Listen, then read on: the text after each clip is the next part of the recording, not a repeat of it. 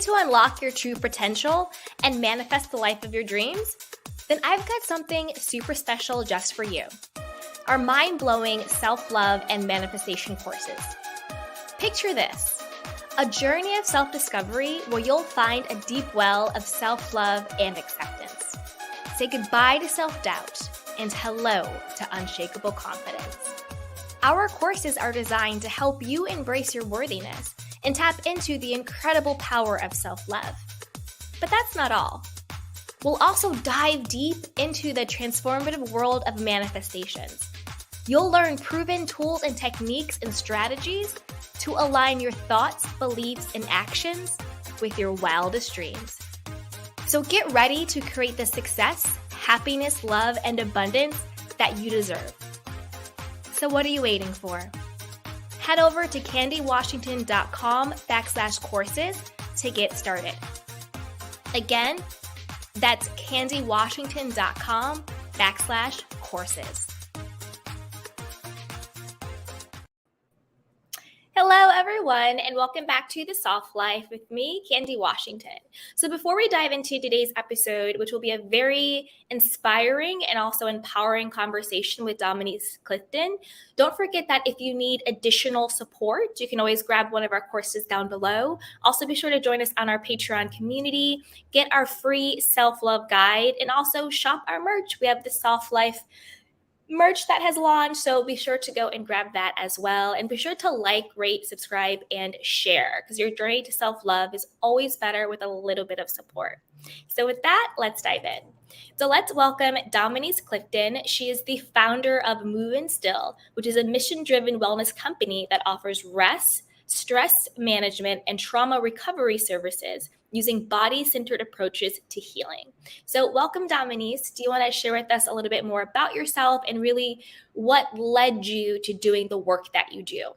Sure. So first off, Candy, thank you so much for having me. And I loved your introduction. I just had to say that. Thank you so much. I appreciate that. Yeah. So again, for everyone listening or watching, I'm Dominiece Clifton, and I'm the founder of Move and Still. I am Baltimore based, and I also recently published my first book. It's called Hold Space to Heal, and I'm also really excited about that. And I guess a little bit about my journey. So today, as you stated, I work and focus predominantly on managing stress, recovering from trauma, but taking a more somatic approach. And so what that means is really focusing on the body and the ways that the body holds stress and trauma, and really educating people about why it's important to bring the body into the healing process. And I got started doing this work after really working to heal myself. So I grew up with a lot of unaddressed childhood trauma that was really just never talked about in my household and never really addressed at all.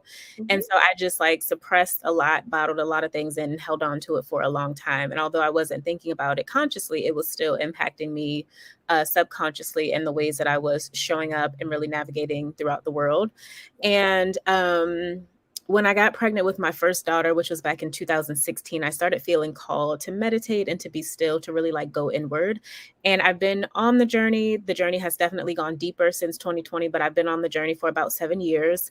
And I started doing this work really after seeing the transformation that came about in my own life and wanting to really share this with other folks. But the focus specifically on stress and trauma came as a result of my work as a wellness coach. So I used to be a nutrition and wellness coach, and I used to support women who wanted to lose weight, manage weight, live healthier. And they were working to balance their health, and they're prioritizing themselves in the midst of being moms and wives or partners, careers, school, all of these things. So they were busy. They had a lot going on. Mm-hmm. And this was also in the midst of the pandemic. So life was crazy, for all of us. And everyone was stressed, overwhelmed, dealing with burnout, lots of anxiety. And none of my clients knew how to manage it. And I, as a coach at that time, didn't know what to do to support them. And so I started doing research to better understand stress and burnout to help, empower my clients, because the way that the body responds, stress levels, cortisol levels are directly correlated to weight loss. And if you're stressed, your body's not going to lose weight the way that you want it to. And so for me, it wasn't just about giving my clients a meal plan and saying, hey, go do these exercises and eat this healthy food. It was also hey, we got to turn off the fire, or, put out the fire that's going on in your body right now with your stress levels. And I'll wrap up by saying that the more research that I did about stress and trauma and just understanding it, the more I realized that everything that we see in our society, from, violence, crime, addiction, substance use and abuse, all of those things are related to stress and trauma, our levels of disease and dis-ease and illness. And so I think the more that I learned about stress and trauma and just the ways that it manifests in all of us differently, I really wanted to scream from the mountaintops and like tell everyone, hey, y'all, we got a problem. Like, we need to do something about our stress levels. And so that is literally what made me pivot and, take a different direction and start moving still. Absolutely. That's great. I have so many questions that came up. So you're right. I appreciate that. Yeah. So my first question is, for those of us who may be listening or watching who don't know what somatic exercise or somatic healing or the somatic approach is, can you explain what that is for us? Yes. So I usually interchange the word somatic with body-centered approaches. Okay. And that's literally what it is. So soma is a Greek word for body, like literally somatic. The word soma it means body. And what it means is, a lot of times, especially in our society, when we think about healing and recovery, we oftentimes think about something like talk therapy. And especially as millennials, I'm looking at you and like assuming that's where you fall. I'm in that bucket. Or maybe it's, Gen Z, the generation under, but we're into therapy. Like, we are doing it, we're talking our problems out, which is better than a lot of the older generations, because they just kind of like, bottled things down and didn't really talk about things much. So we're talking about things, we're working through, we're processing things. But a lot of us don't realize that stress and trauma are stored in the body. And so talk therapy alone is not enough. So if you have a therapist, that's great. I have a therapist. There's, my family members have therapists. However, you have to do things to help your body release that stress and trauma in addition to that processing, which is really what therapy helps you to do. Because just like understanding the things that you are living through or live through, it doesn't help your body to release the stress and trauma. And so somatic practices or modalities like meditation and breath work, yoga, like these are just some examples of somatic practices, things that you can do to really heal the body as you're also working on healing the mind. And the reason for that, the last thing I'll say, is that the mind and body are connected. And so if we just focus on the mind, we're leaving like this whole half of the equation out. Exactly. Yeah. It's like the body keeps the score. That's like what's coming up for me, because your body will naturally will have its own natural responses. Sometimes that's like insomnia, you can't sleep, or you sleep too much, or you get, headaches or ulcers or migraines, or just you grind your teeth at night. Like, your body is trying to release that stress and that tension in any way that it can. That's how like depression or anxiety or trauma will manifest differently within the body. And I agree with you, like you said, it's like a really holistic approach to healing. Talk therapy, you can heal the mind, you can do emotional therapy, maybe it's art therapy, but then also doing that body therapy as well. And a lot of people do that through like you said, like the breath work and the meditation and the yoga, and even like Pilates can like pour into that. But some people do it through like other exercises. They're like, like going for a run or going to the gym, and they're getting that stress out and they're healing that way. But I think it's really great what you're doing, because you're doing it in such an intentional way. It's like, I'm connecting my mind and my body in an intentional way to heal the trauma, to release the stress. And then I love what you're talking about, how when you have that stress and trauma in your body, it's hard to like lose weight or to transform yourself, because that stress is in there. And I talk about this a lot, because usually when people approach like losing weight or transforming themselves, it's from a negative place. That negative self-talk. It's like, well, I hate my body, so I want to lose weight. And how stressful is that? And usually that's a trauma response or a conditioning response or societal response, right? That I hate my body because it doesn't look this particular way. And so you're putting that added stress on your body, but you really should shift the mindset, because like you said, the body and the mind are connected. And the mindset isn't, I hate myself, therefore I want to, lose weight. It's no, I love myself, therefore I want to take care of myself. And a natural byproduct of taking care of yourself is your body tends to lose excess weight. It gets de-stressed. It becomes the highest version of what it is supposed to be. So when you come from a place of loving yourself or healing yourself, your body and your mind will naturally become its highest version. But like you said, when you come from a place of stress or from self-hate, it's not going to work. Yeah. And so, what are some signs and symptoms that, your body and your subconscious mind is stressed out? What are some signs that your body and your mind is holding on to trauma, whether it's childhood trauma or current trauma? What are some things we can look for? Because sometimes we are stressed out, we are burnt out, our body is holding on to trauma, but it's so normalized that we don't even realize it. Mhm. So, what are some signs that we can look out for? Yeah. So, the first thing I want to say is that we all respond to stress differently. And so, obviously, Mhm. like the things that I'm sure are not going to be an all inclusive list. But whenever I do workshops, I ask people that question for themselves because we might not be able to fully understand like what it looks like for us to rid our bodies of the things that we're holding on to in a way that we get rid of them. But everyone is able to, I won't say everyone, because a lot of times for folks that have experienced like a lot of trauma, they can be disconnected from their bodies. But a lot of us have the ability to like pause, tune into how we feel, and really name these things for ourselves. The challenge is that we don't typically do that because we're moving so fast, we're so busy that we just kind of like push things off and like muscle through, and we'll get to it later. And so I just, as I'm listing out some symptoms, I want people to just think about like for themselves, like how does my body try to communicate with me? Because that's what stress is. It's a physical response to something that happens emotionally or to a trigger. It can come, stress can be internal from us or it can be external from something, people, work, circumstances, but our bodies respond to that physically. And so some of the ways that your body are going to communicate to you, you already said one, like not sleeping can be related to mental health. It can definitely be related to stress. Your muscles might feel tight or tense. A lot of times when I hold like sessions or workshops, and especially when I'm doing breath work and yoga, people will always say after the fact that once they paused and started doing breath work, they realized how much tension they were storing in their neck or maybe their shoulders. So we store a lot of stress, we store a lot of trauma in our like upper body area, and you can literally feel like tightness in your muscles. Even something like a sore back. So like our root chakra is at the base of our spine, right where the bottom half of our body meets the top part at that base of the spine. And back problems can also be associated with stress levels. And so if you've had a sore back and you're maybe just putting on a heating pad and kind of trying to like fix the symptom of it, that can be related to stored stress and trauma. The hips, tight hips, hip pain, right there in that hip flexor muscle, that can be an indication specifically of like trauma or just dealing with a lot of heavy emotions. Irritability. So our mood is a big one for me. Like I can always tell how I'm feeling based on my mood.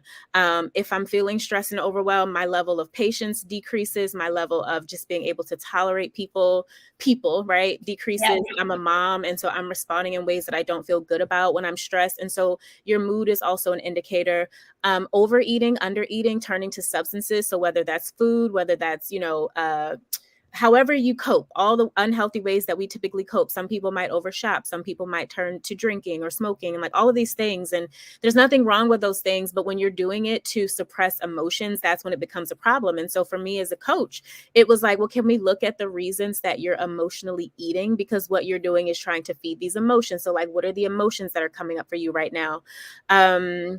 Also, there are things like so the thing about the way that our body works, and I'll wrap up with this, is that when we are facing stress, our bodies are in a state of fight or flight, which essentially means that they are working because they think that there's a threat. It's a threat to our lives, and so our body is trying to work to figure out like how to keep us alive, right, and get us away from this threat. The reality is that in our modern day society, we're being triggered by stress and trauma, or stress particularly every single day, from children, partners, parents, colleagues and coworkers, traffic, finances. Like there's just so many things. And so our bodies are constantly responding to these things like back to back to back. Whereas in the old days, it might have just been like a saber-toothed tiger, and that was like your big stress level, and you had that thing happen. We're dealing with stress every single day. And what that means is that when we live in a perpetual state of stress, right, or like we're dealing with so much trauma that we haven't addressed, our bodies are constantly like fighting those things off. What happens is like your immune system is going to weaken now because all of your energy is going to, fighting off these ongoing threats. Your reproductive system might change, and like, you might have an issue getting pregnant or staying pregnant, like all of these things, because certain organs are going to shift their priority to the stress as opposed to digestion, reproduction, things of that nature. And so constipation, like all of those things that we typically, again, treat the symptoms of by just taking a Metamucil, or if we have a headache, we're popping a headache pill. Like those are all signs that things are off in your body. body if they're happening ongoing and constantly. And those are ways that your body is communicating to you like, hey, something is off. So that was a long answer, but those are just some of the ways. No, it's okay. We're here to learn from you. It's fine. I agree with like everything that you said, especially like tapping into your own authenticity of how does stress show up for me? Mm-hmm. How does my body react to it? How does my mind react to it? But I do think the root of all of it is just like you said, it's being disconnected from self. Yeah. Because all of those symptoms, however it shows up, whether you sleep too much or don't sleep enough, overeat or undereat, being snappy, being irritable, being stressed out, it's all stems from a disconnection from self, Mm-hmm. from not being present, from not being within, and from not being mindful. Mm-hmm. And I think that's like one of like the hallmark signs of like being stressed or burned out or holding trauma is that you feel separate from yourself, from your higher self. And like I think that separation is what manifests in all of those things, because it's really trying to call you back to self. Yeah. Come home to self, focus on self, go within, like heal yourself, right? Yeah. Then what also came up when you were talking is, so if someone sees themselves in what you're saying, like what's the first thing that they should do? If they're like, you know what, I think I am burned out. I do think I'm stressed. I do think that, I'm holding on to some trauma. If they're coming to that awareness or that realization, what's like some of the first steps they can take? But before that, what came up for me when you're talking as well, when you're like, oh, there's like in the past, like a saber-toothed tiger, and now we're in fight or flight. But it's even more present than that. It's even like when you were a child and like your dad yelled at you and you felt unsafe, or your mother wasn't emotionally available and you felt unsafe. Because even as children, we have those minds where these are the people who are meant to protect us. And it literally is, as children, life or death. That's why it's called that's why we have the term like survival mode. So it's not even just like the saber-toothed tiger. It's like when I was little and I felt that my mother wasn't available or my father wasn't available, or the people that were supposed to love and protect me weren't there to love and protect me. In my mind, I felt unsafe. I felt in danger. And so now as an adult, when I get that same feeling, even though it's no longer that way, I'm reliving that feeling. And that's what causes the trauma to activate. That's what causes the stress to come in. That's what causes the fight or flight, because I'm reliving that feeling that reminds me of when I was unsafe. So what are some of the tools? I'm just holding space like for so many Yeah. reasons. I would just say that like I'm reading this book right now, listening on Audible, this book right now. It's called Raising Good Humans. I'm a mom of 2 girls, and it's for any parents, like you have to listen to this book. And it's such a good book because it talks about literally what you were just saying, like how as parents, we like everything that happens, whether it's something physical or like the way that our emotions show up, they are there to like show us where we need to work on, like what we need to work on, right? Like they are communicating to us, this is still something that's unresolved that you need to handle. And so a lot of times, like we are responding to this present day thing, but we're being triggered by, like you said, something that happened in the past. And like, this is the way that our bodies have learned to respond to this. It doesn't necessarily feel good, but it's like, when this happened in the past, like I did not feel safe or in control. And so anytime I feel triggered in that way, even if it's not my parents, like I'm now the parent, my children are triggering me, but I'm still responding in a way that I want to like fight or flee or whatever these things are. And it was just really eye-opening for me because it talks about how like literally as adults, and I was like, wow, I've never looked at it this way, but how we throw adult temper tantrums, like, and we look at our kids and we're going off on them and we're yelling and we're like trying to exert this power, but it's literally I'm 35. It's a 35-year-old temper tantrum, right? And so it's coming up from like unresolved stuff that they are triggering that I've just not dealt with since I was a child. And now like they are the threat. And so I just appreciate you for saying that, because that book, as I'm listening, it's been shifting my focus on so many things. But what you said is true. Like it might be, your mind might be connecting something that's happening today to something that happened years ago. And if you don't honor that and like work through that, you'll just keep showing up in ways that don't feel good to you. Because we know like when we are doing things that don't feel in alignment with how we want to show up. But it takes work to like go and excavate and like dig those things up and allow yourself to feel and then release those emotions. 100%. And what came up for me when you were talking was, again, it's that mind-body connection, right? Because our body doesn't have words. Our body has feelings, right? So when you feel that same feeling of I'm not safe. I'm being criticized. I'm going to be left. I'm going to be abandoned. This person is disrespecting me. When you get that same feeling in your body, that's when you get that trauma response. That's when you get that trigger. That's when you get that stress, and you come out with it, because that's how your body communicates, is through feeling. But the way that we can, shift and heal that is through our mind, because our mind is what we have our thoughts. And that's what we have the power. So we can say, okay, you know what? I feel really unsafe in this situation. But I can tell myself, you know what, Candy, you're safe. It is safe. There is no threat. You can breathe through this. You have your tools. You can talk this out. You can go for a walk. You can do the somatic body centered stuff. You can, take a nap. You can do whatever. You can now soothe yourself through the feeling, because, like I said, your body doesn't have words, your body has feelings. And like you're talking about being a parent, I was talking with like one of my girlfriends, and she was just like going off about some guy who, like, he texted me this, should I text him this, and blah blah blah. And I was just like, girl, can you just like stop? I'm like, you're projecting all of this crap onto this guy who's literally is really great and isn't doing anything. It's just, you feel like if he doesn't text you back in this arbitrary time, that he's going to leave you. And that's rooted in you feeling that you aren't good enough. And you got that, mindset or belief as a child. Something in your childhood made you believe that you weren't good enough. So now you're an adult in a relationship, and because this guy doesn't text you back in 20 minutes, now you think that he's going to leave you, because you haven't healed your abandonment wound. All it really means is he just hasn't texted you back yet in 20 minutes. But like spiraling, like, do you think he is dating somebody else? Do you think there's another girl? Do you think he lost interest? I'm like, oh my God, can you calm down? I love that you shared that, because I think that our closest relationships are oftentimes indicators of where we need to work. And like you said, like going to like kind of, you have to dig up, like you got to dig up those emotions and get to, like you said, what are the triggers? Like what is the emotion or like the memory that is associated with a certain feeling and is causing me to feel this way? And so I think that as challenging as it is to have a partner or to be in a committed relationship or, to have children, like it's such a blessing also, because it's such it reveals to us like this still needs love and attention and healing. And it takes courage though to sit in your shit. I hope I can say that here. Yeah, you can.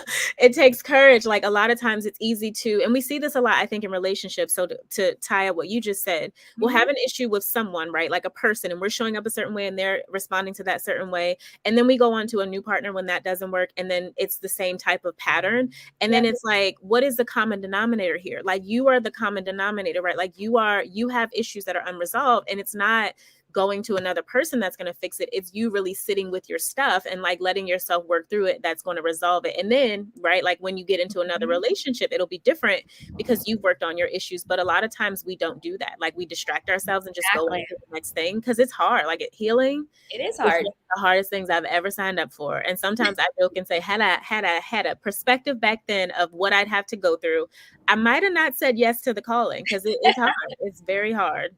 Exactly. And it's so much easier to blame external. It's my kids are acting up. It's my crappy boyfriend. It's my evil boss. It's always easier to blame other people than to look in the mirror and say, you know what, wherever I go, there I am. Because you're showing up as yourself in every single situation. So if you're getting the same result, it's because that's what you're putting in, and really looking at yourself and taking true accountability for, well, how am I actually showing up for myself, for other people in this world? Like you said, it's really tough, but once you get past that hump, it is the most freeing and empowering thing in the world, because then you can say, actually, if I'm actually accountable for how my relationships go, for how things turn out for me, that's not to me to blame myself or to criticize or to judge myself, but that is for me to say, I have the power to determine my life. Am I going to do the work? Am I going to heal? Am I going to show up differently? Am I going to address my triggers? Am I going to work through my trauma, instead of blaming everybody else for it? Mm-hmm. That was actually what happened to me. So so right out of college, I went to New York and I was working, and I was like, oh my gosh, I don't want to do corporate America. Like, this just like isn't it for me. And I was like promoted, but I was like, writing and podcasting and doing all my creative stuff on the side. And I was like, all right, you know what? I need to make a choice. Am I going to continue this path or this other path? And I was like, I'm going to quit my job. I'm going to do content creation. And I moved to LA. But then when I moved to LA, I was still burned out. I was still having trouble, speaking up for myself, for being confident, for asking for rates, for having boundaries with people. And then I was like, well, it's not the environment that I'm in. I went from corporate to working for myself. It's me.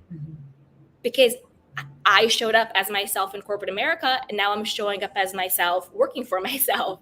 So the same exact problems came up because the environment changed, I didn't change. Yeah. And so until I learned to heal my own codependency, why do you people please? Why can't you not say no? Why don't you have boundaries? Why do you always say yes to people? Why do you think you have to prove your worth and value? Because for me, I got my worth and value. It was all performance based.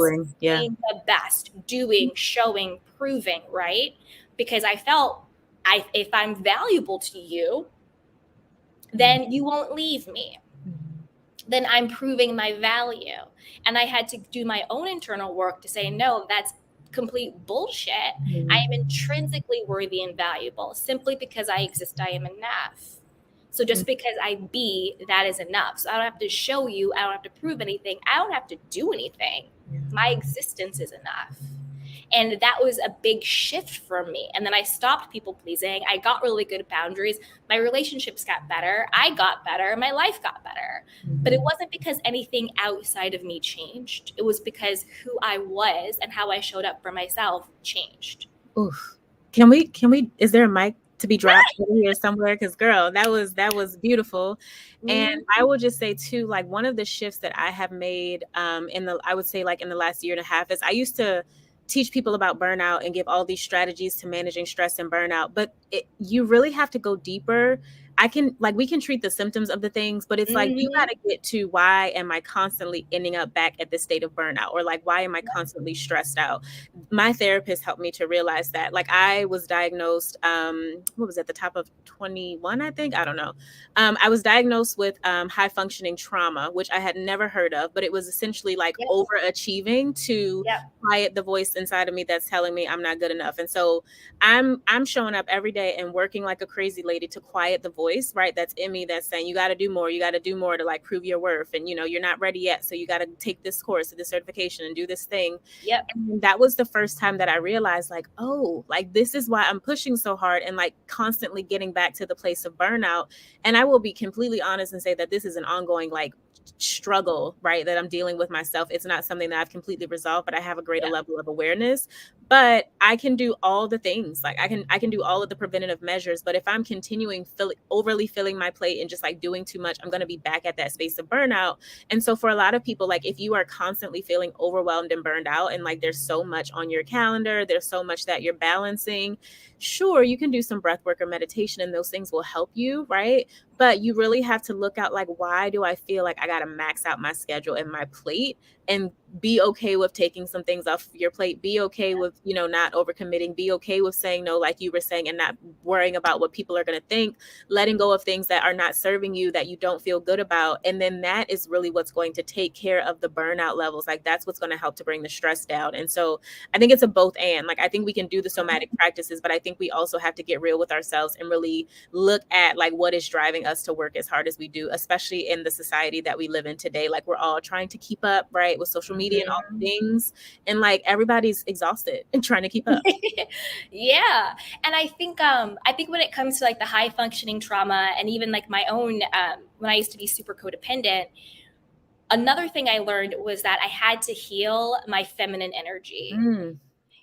Because I think when you grow up in trauma, particularly as women, we are so heavy in our masculine because we're so focused on survival. We're so focused on protecting.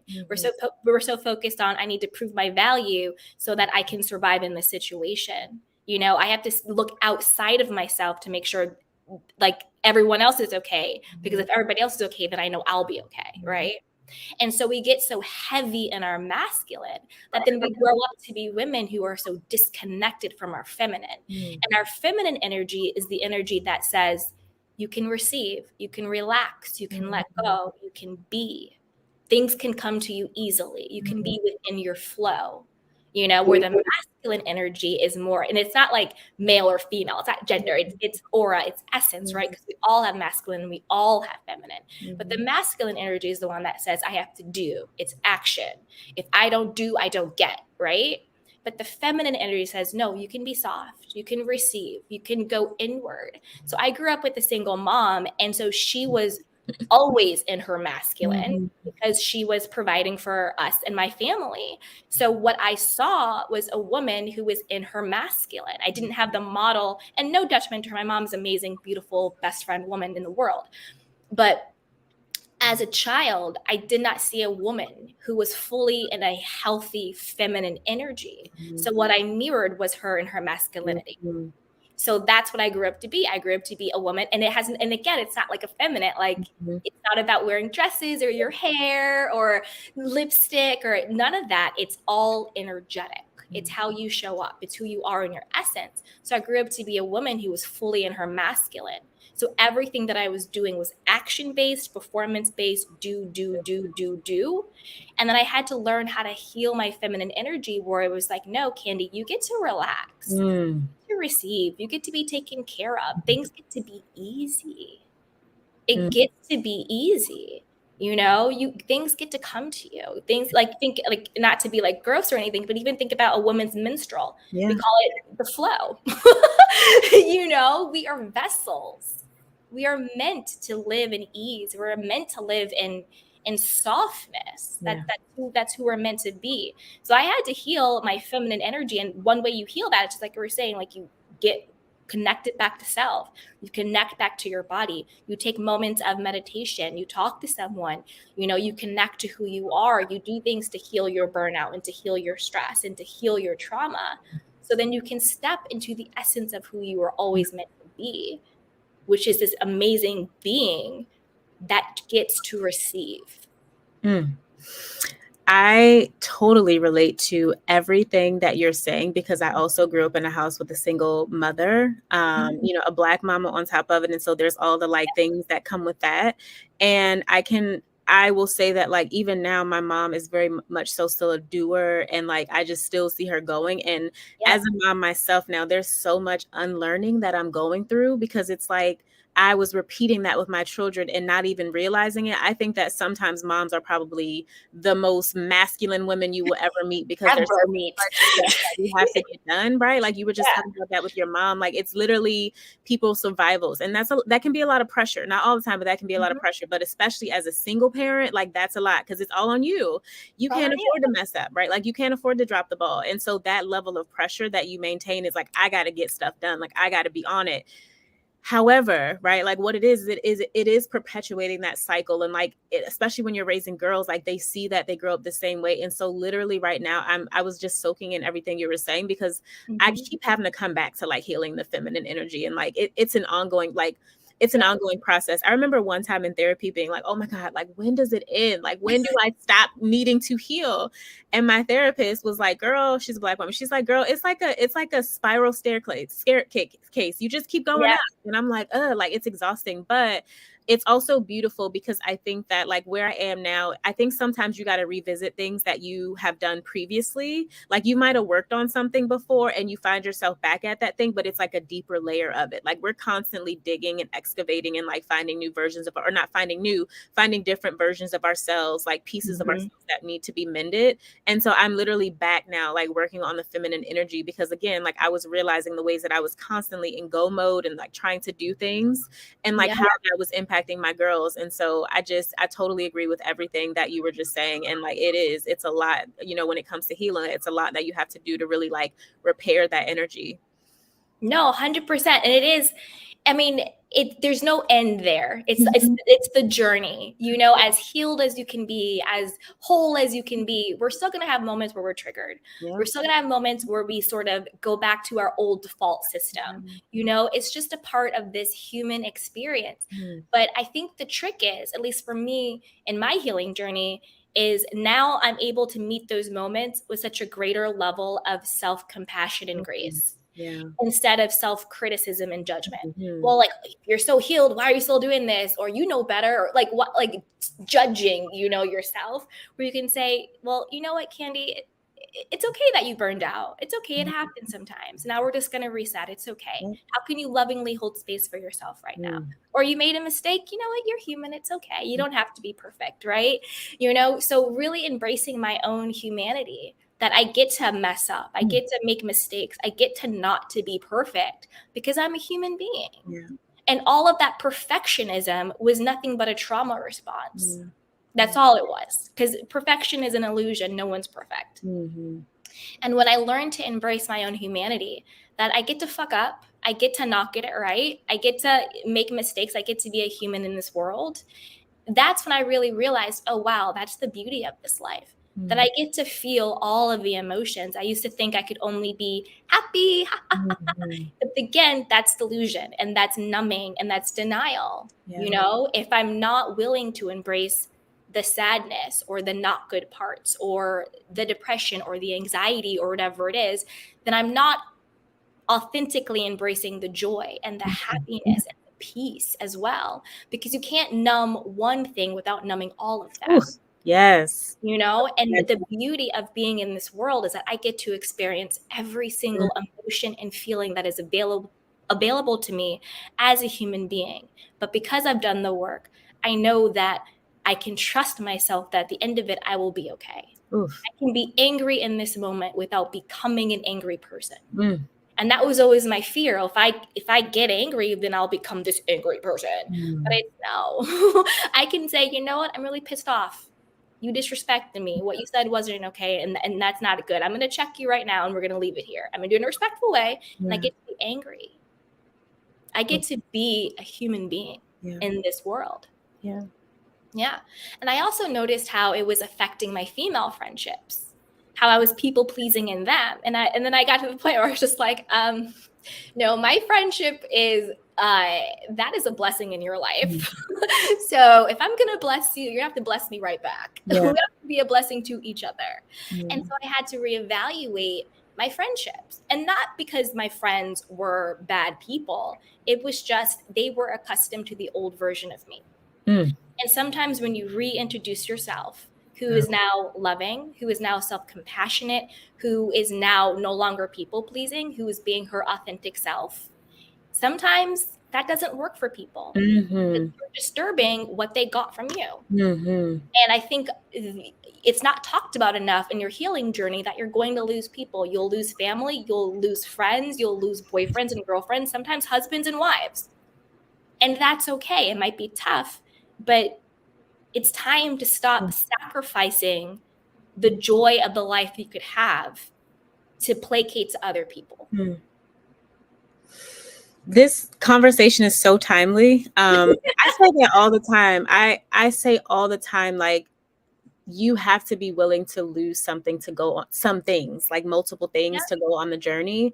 And that has, I will say, been one of the hardest parts for me, is the amount of loss that has come with elevating. Like it has not been easy. And I've, at this point, I will speak openly and say, like, not as just a result of my healing journey, but I am right now in the middle of a separation from my partner. Like, because, we've just changed, like, we've changed, I've changed, like, we've grown differently. And it's hard, right, to sit with and to be in that. But it's also, like you said, just a part of the human experience of recognizing that, like, everyone is on their own journeys, and like everyone is not going to be going at the pace that you're going, or like, you're in your own lane. But it's hard. It is hard when you lose people, whether it's, a loved one or a friend, like when you lose people that you care about. But you're right. People get used to knowing you for a certain version of yourself, and they cannot always handle, right? Like I think of it as letting your light shine. Like, people can't always handle that, like, brighter version of yourself, because they've only known you as the trauma version, or the victim version, or, the version that doesn't take up space. And so when you do step into your authenticity,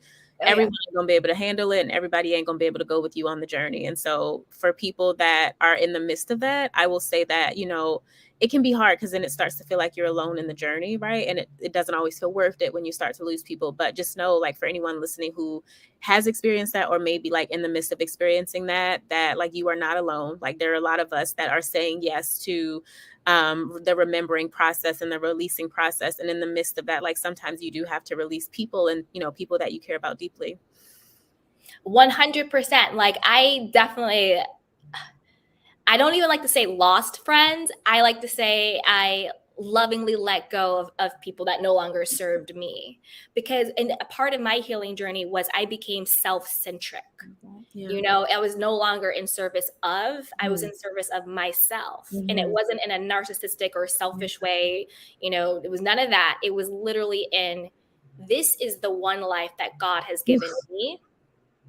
And the best way for me to show appreciation to it is to take care of it. Yeah. So I need to learn how to take care of myself first, the best, and the most. And one of my mantras is, my well-being is my first and best priority. My own well-being. And I think I did an episode on this a couple weeks ago, and I got a lot of DMs about it. They're like, oh, it was such a good episode on the toxic lie about self-care. And to me, the toxic lie about self-care is that I'm taking care of myself in order to be a better version so I can serve others. I got to take care of me so I can take care of the kids. I got to take care of me so I can take care of this man. I got to take care of me so I can take care of my coworkers and boss. No, you take care of you for you. Like, it's still that lie and that myth that the only reason why we get to take care of ourselves is if it is in service of somebody else. But my life is an end. It is not a means. So my healing, my joy, my happiness, my abundance, my wealth, my health, whatever it may be, is an end in and of itself. And it is for me. And then once my cup is full, who I choose to give overflow to, that's my choice. Again, we're not going to be bad moms or bad people, nothing like that.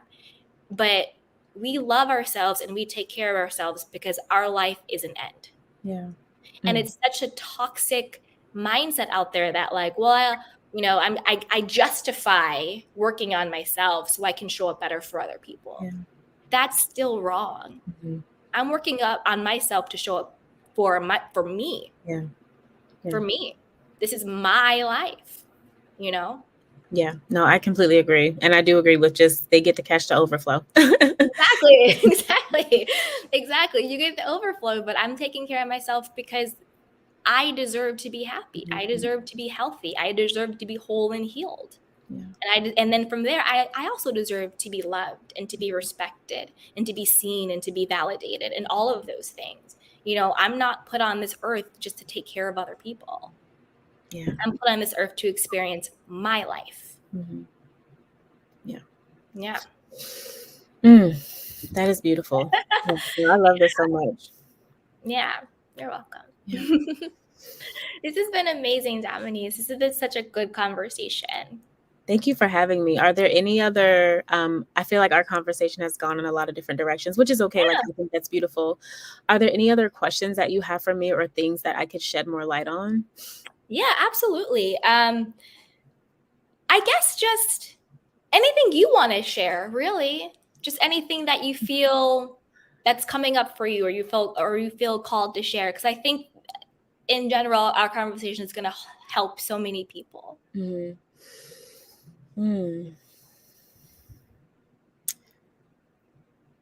I think that one of the greatest things, and you touched on this earlier, one of the greatest things that I'm learning right now, and that many of us, we did not get taught this as children. Like, a lot of times we just don't learn this, is the importance of being able to emotionally regulate and being emotionally independent. Yeah. I'm going through this like Audible thing, although I'm a visual learner, so I have to like really listen because I need to usually see the things, but I've been like really on Audible lately, and I was listening to this book that was just talking about, God, I just lost my train of thought. So we Self-regulating our own We emotions. have to learn to emotionally regulate. Yes, thank you so much. And a lot of times you were talking about codependency. Like I didn't even realize this for myself, but a lot of times like we get lost in someone else saving us or taking care of us or like being that person to hold space for us. Like we seek things externally to fill us up internally. And I did that for a long time in relationships, my most recent relationships, and that puts a lot of pressure on your partner or other people. Even if, it's not something, especially a partner, I would say like that person that's closest to you, that can be a lot of pressure on them to like hold space for you and hold you up in that way. And so I've been learning about like the importance of being emotionally independent versus dependent on someone else. And like, what does it look like for me to hold space for myself when I need that? And not that you always got to like be on the journey by yourself, but you should know how to resource yourself. Like you shouldn't always need your therapist or your friend or your mom or your dad, like whomever your person or go-to people are. Like we all have that like group of people where if I'm having a bad day, I know I can call X. It's like, it's great to have that. Like we all can use that support. That is a part of the human experience, but you also have to know what it means to tap into your own reserve. And that is something over the last couple of years that I've really had to learn for myself in those moments where I want to like pick up the phone and have someone else like tell me what I need to do or tell me the thing I want to hear. I'm like, let me just sit and like breathe, or like, let me just sit and meditate and like calm myself down. Like that's where that mind body connection becomes so important. And I'm also learning the importance of emotional independence is one, and the importance of emotionally regulating. You talked earlier about how like there are feelings, right, that we oftentimes are conditioned to believe are bad. And so we don't want to feel sad or angry or, any of those emotions because they get put into a bad box. But what if we just look at, I'm working on this myself, but like, what if we just look at the emotions as emotions and we don't categorize some as good and categorize some as bad? Like they're all just they're communicating and they're indicators of where we need to work or, what things need to be worked on. And so like, I'm learning to hold space for my anger and not feel bad with myself when I get angry, right? Like, and not turn that anger inward and it becomes self-hate or like judgment, me criticizing myself. Like I'm learning to be with the anger, but also like, what does it look like for me to release the anger? Like emotions are meant to be moved. And so a lot of times when we don't allow ourselves to feel angry or to feel sad and we just push through and we don't acknowledge when those emotions come up, they get suppressed, they get turned inward, they start to show up as guilt or shame, like all of these things. And it's like, but what would it look like if you just literally allowed yourself to hold space, right? Like to literally hold space for those emotions and just give yourself a minute to regulate, like give yourself a minute to come down from that. I think a lot of times we also think that we have to hold on to a lot of energy. And this is something that I'm working with my 6-year-old on. If you start your day like having a shitty day and then it goes into your work day or your school day and like you just think, oh, this is a bad day, like I got to just be mad at everybody all day and like ruining everyone else's day. It's like, no, you get to let that go. Like you don't have to hold on to those emotions, but we have to have tools and resources. And I think that's where having the importance of like the somatic practices or, the things that you can turn to that are going to calm those triggers down. Knowing that for yourself is so important. Like that's probably my biggest takeaway. You have to know what the triggers are, like what things make you angry, what things are going to set you off. And then you got to have one or two things in the moment that you can go to turn those emotions down and to regulate your emotions. And I think like for me, those two things have probably been like two of the hardest things that I've had to like learn and work on as an adult, because like my mom did not teach me how to do that as a child, right? Like she's still working on that herself. And a lot of us, we don't get taught that. And so as adults, like now, especially if you're a parent, you got to hold space for your kids' emotions, and then you got to hold space for your own emotions. Or if you're a partner, you got to hold space for theirs, and you got to hold space for your own. And it's like, we got to, like we have to learn what works for us, and you can't just like push through and keep going. Like you got to feel and then let it go. And you don't have to hold on to all of that. Exactly. Like I used to do, I used to just sort of like push it away. Like if I was angry or if I was like, like say something happened, not even like big anger, just like irritated or like frustrated about something. I would be like, oh, I released this. It's done. I released it, but I really hadn't. Yeah, I was more like trying to like deny it to get it out because I didn't want to feel it. And so I started just like, whenever I would feel something, I would just sort of get really quiet and I would just put like a hand over my heart and I would just breathe in and I would be like, you know what? That really pissed me off. And that's okay. I feel really angry right now, and that's okay. You know what? That really frustrated with me, and that's okay. It's okay. It's all okay. It's all okay. And then just sit with it, and then it'll start to like lift. It'll start to feel different because all of our feelings and all of our emotions, it's just energy. Yep. And energy cannot be created and it cannot be destroyed. So just wishing it away won't work, but you can transmute it. You can transmute the energy into something else. So this energy that I had of being pissed off and angry and frustrated, well, I hold the space for it. And now it sort of dissolves and it sort of transmutes. You know, think of like an ice cube. Say like an ice cube represents like the anger. If you hold on to that ice cube long enough in love of just like, hey, you know what? This ice is really, really cold and that's okay. It's really, really cold. In enough time, it's going to become water. Yeah. It's going to transmute to water. Yeah. And that's what happens to our emotions when you hold it in a loving space. But when you don't, it's still there because it's like you talked about temper tantrums. It's like a little temper tantrum. It's like, I want you to pay attention to me. It's like your little kid. Pay attention to me. Pay attention to me. And until you actually pay attention to it and you see it, it's going to show up some other way.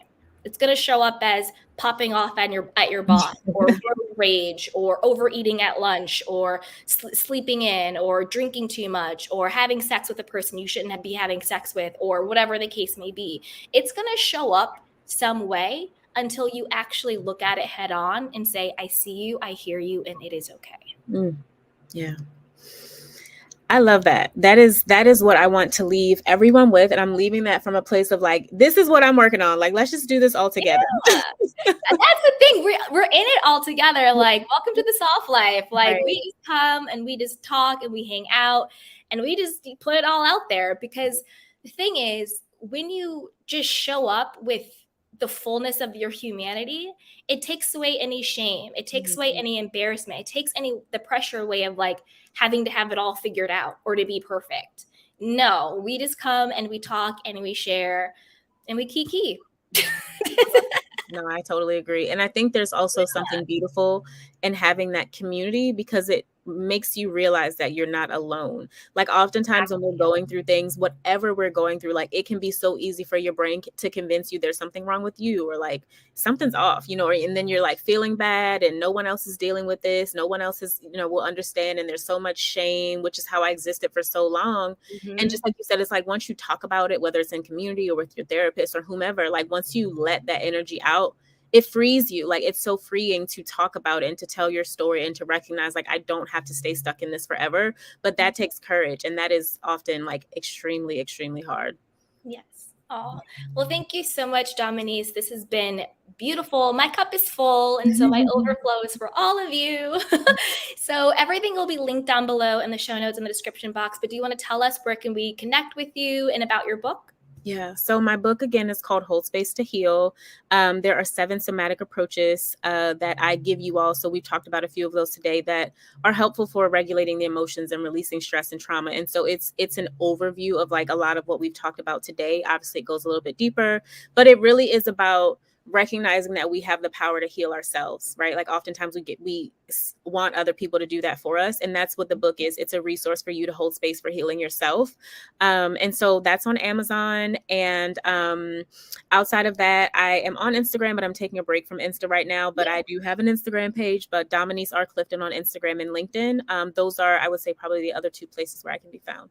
Perfect. Thank you so much, Dominiece. And for everyone watching and listening, remember, if you need additional support, go ahead and grab one of our courses down below on self-love, manifestation, and lifestyle design. Also grab our free self-love guide. Shop the Soft Life collection, you guys. It's super cute. I designed it myself. So be sure to stop by and also rate, subscribe, and share. It really helps to grow the channel and grow the podcast and create a bigger community. And always feel free to reach out if you need additional support. Ready to unlock your true potential and manifest the life of your dreams? Then I've got something super special just for you. Our mind-blowing self-love and manifestation courses. Picture this, a journey of self-discovery where you'll find a deep well of self-love and acceptance. Say goodbye to self-doubt and hello to unshakable confidence. Our courses are designed to help you embrace your worthiness and tap into the incredible power of self-love. But that's not all. We'll also dive deep into the transformative world of manifestations. You'll learn proven tools and techniques and strategies to align your thoughts, beliefs, and actions with your wildest dreams. So get ready to create the success, happiness, love, and abundance that you deserve. So what are you waiting for? Head over to candywashington.com/courses to get started. Again, that's candywashington.com/courses.